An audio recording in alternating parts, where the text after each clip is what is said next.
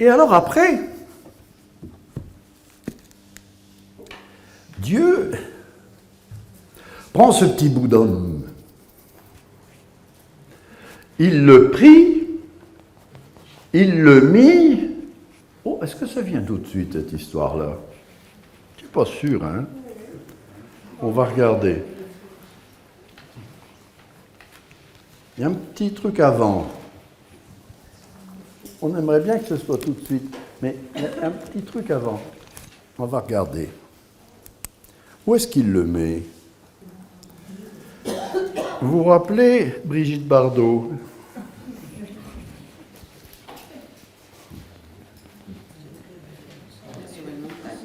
Alors Adonai, Elohim, modela l'homme, souffla dans ses narines une haleine de vie. C'est bien traduit, bravo. Adonai planta un jardin en Éden. Vous vous souvenez dans le film de Brigitte Bardot?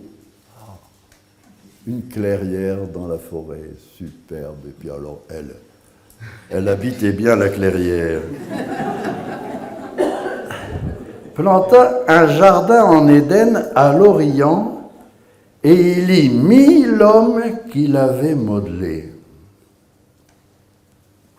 Qu'est-ce que c'est ce jardin? Où est-ce qu'il se trouve ce jardin? Vous m'avez dit, il n'y a pas de conflit, hein? C'est sympathique. Où est-ce qu'il se trouve ce jardin?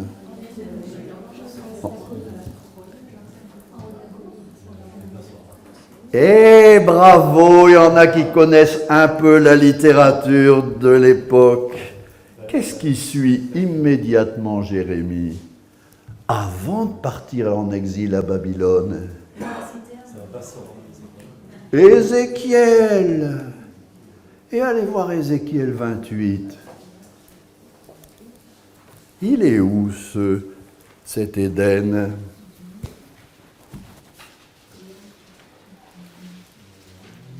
Ézéchiel 28.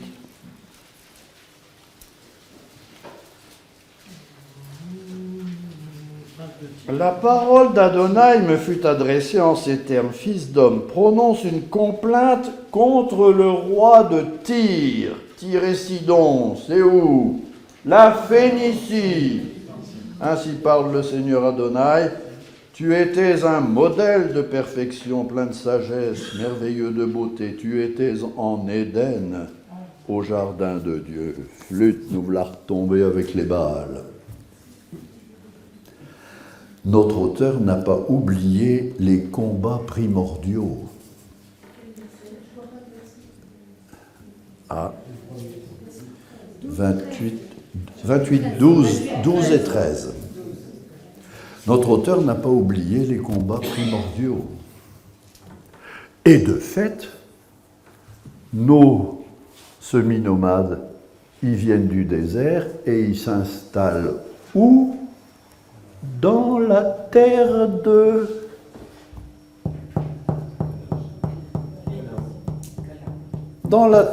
Canaan, dont les premiers écrits nous racontent que c'est la lutte ouverte contre Jézabel, contre Athalie, c'est-à-dire contre le jardin d'Éden. Qu'est-ce qu'il y a au milieu d'un jardin phénicien ou garitique? Le château du roi, entouré d'une muraille, l'arbre au milieu où le roi, axe entre Dieu et la terre, assurait la fécondité, c'est-à-dire le lien entre la pluie, le Moloch, le Baal, le tonnerre, tout ce qu'on a vu pour le Quichon, là, hein, dont on s'était libéré avec Déborah. Et voilà l'évocation de toute la lutte avec les Baals, redite en un mot. Un mot puis son petit complément. Dieu donne à Adam ce commandement. Mon Dieu, il prend l'homme, la carte à Adam, et il le fait camper. Mon Dieu, on dirait qu'on nous raconte l'Exode, qu'on nous raconte tous les Exodes.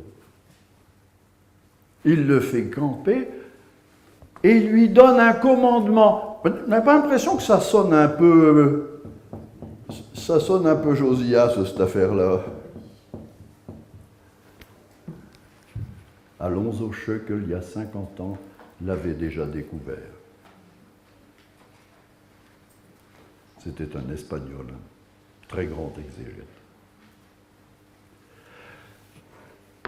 Il lui donne un commandement. Tu peux manger de tous les arbres du jardin. Je te donne tout. Mais attention, l'arbre des Cananéens, ça t'en mange pas. Car si t'en manges, mot tamout. Ouh là là, on va chercher les codes archaïques. Si tu le manges, mot tamout. C'est la condamnation ancestrale avant tout système de loi, avant tout système juridique, avant tout, mot tamout. Tu touches pas à l'arbre de vie des Cananéens.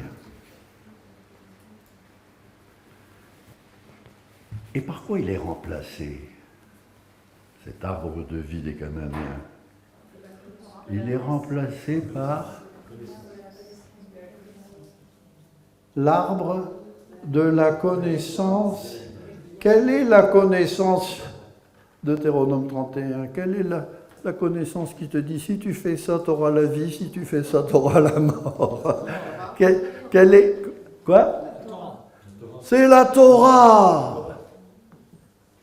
L'arbre de vie des Cananéens est remplacé définitivement et dès l'origine du monde par la Torah.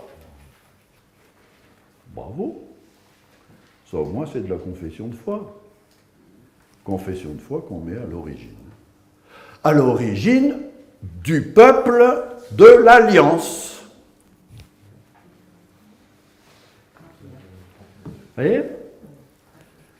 Alors, je comprends ceux qui disent que ce n'est pas un texte de création. Mais non, ce n'est pas un texte de création, c'est un credo d'alliance. Mais qu'à des allures de création. Pourquoi faut-il qu'il ait des allures de création? Parce qu'il doit pouvoir se réciter dans les initiations. On doit pouvoir le réciter à toutes les fêtes de Soukhot. On doit pouvoir les réciter quand l'enfant est circoncis. La famille doit pouvoir réciter tout ça. Les textes fondateurs, on les récite au grand moment de la vie. Bertine nous a redit ça tout à l'heure. Hier, pardon.